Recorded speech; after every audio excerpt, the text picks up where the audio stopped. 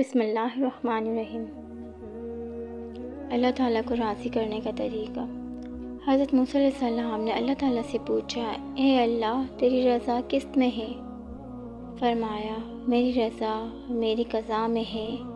جو میری قضا پر راضی ہوگا میں اپنے اس بندے سے راضی ہو جاؤں گا، اور جو میری قضا پر ناراض ہوگا میں بھی اس بندے سے ناراض ہو جاؤں گا۔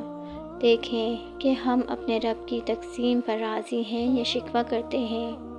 کچھ لوگوں نے حضرت موسیٰ علیہ السلام سے ہی پوچھا کہ ہمیں کیسے پتہ چلے گا کہ اللہ تعالیٰ ہم سے راضی ہے؟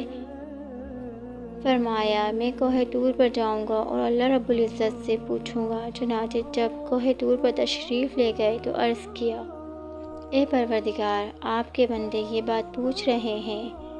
رب کریم نے فرمایا، میرے بندوں سے جا کر کہہ دو کہ وہ اپنے دل میں جھانک کر دیکھے۔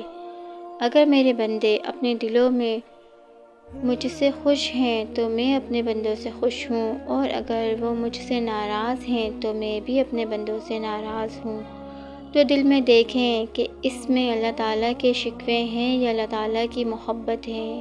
ہمیں چاہیے کہ ہم اپنے دل میں رب العزت سے راضی رہیں اور شکوے گلہ نہ کریں، اس کی نعمتوں کی ناشکری نہ کریں، اس سے راضی رہیں، اس کی رضا پہ راضی رہیں، تو ہمارا رب بھی ہم سے راضی رہے گا۔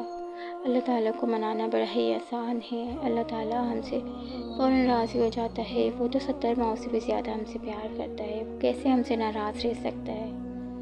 تو اللہ کی رضا پہ راضی رہے، وہ آپ سے راضی رہے گا انشاءاللہ۔